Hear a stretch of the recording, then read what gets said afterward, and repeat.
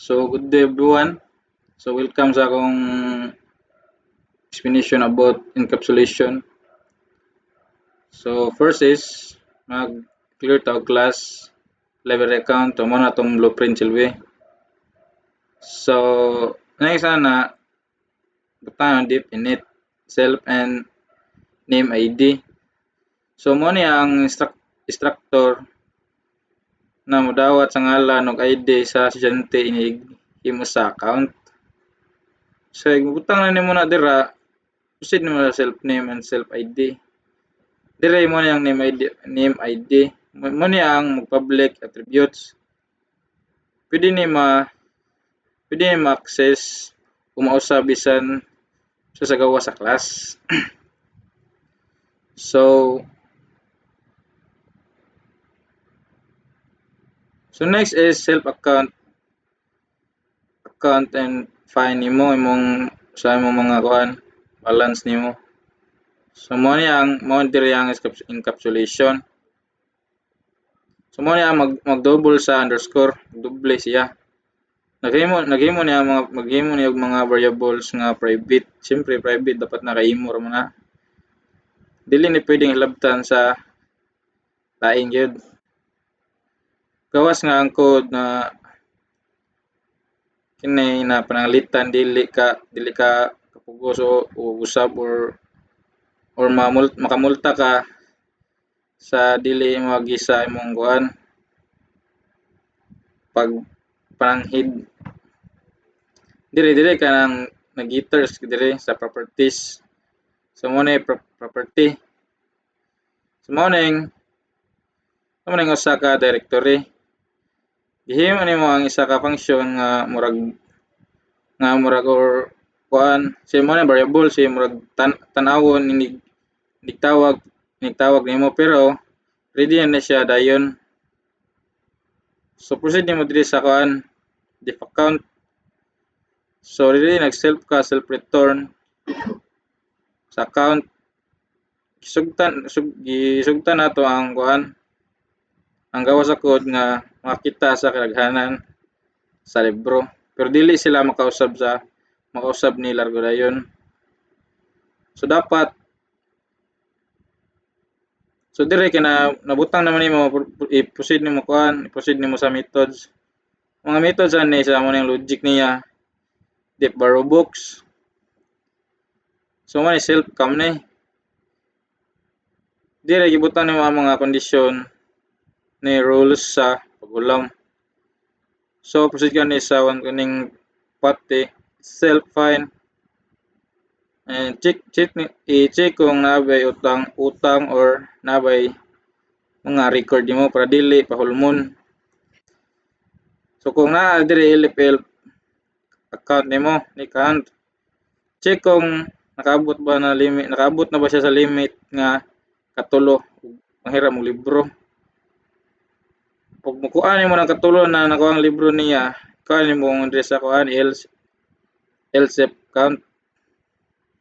So 1 dire pasado siya sa kuan sa imong rules nimo wala siya kakuan lapas dungaga nimo ang kuan niya ang ihap niya sa gihulman. So imo nang kuan na ilhan naman nimo di return dayon ng book self days. So it self discount or return print protection aron dili mo negative ang account kung wala na libro. So dire mo ni ang kuan niya ang penalty. O max ani tulo. So mo ni makamulta ka og Gs. Kung gamit ang max so dire 0 pa man iya. So sigurado nga dili negative ang multa. Tagadlaw kung maliki ka Gs 10 pesos juga. So deep P5 no. Muna ni yang self account, self amount man ni. So change nimo max 0, amount nimo self find. So kani banabana sa sukli kung sobra ang gibayad. So diri sa self find max dire minus sa utang pero dili nimo sugot nga maubos sa zero ang balance. So ang helper function of interface i-dipgit mo ang kuan nimo, dipgit ang prompt nimo sa float face. So isa ni ka safety net kung ang user mo input og letter imbis number dili mo crash ang program, mabalik lang ni og 0 lang.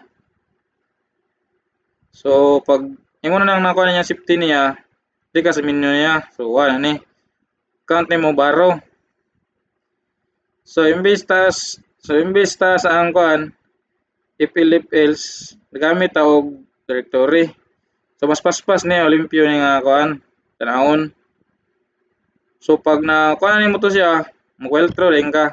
So mo ni ang infinite loop dayon mo ni well through.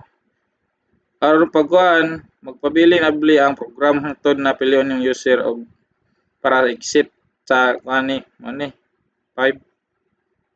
So menu na kita nimo anong menu. So choose na lambda print ibali dayon gawas ni. So ngitaw ni ang number nga i-input sa user sa sulod sa menu.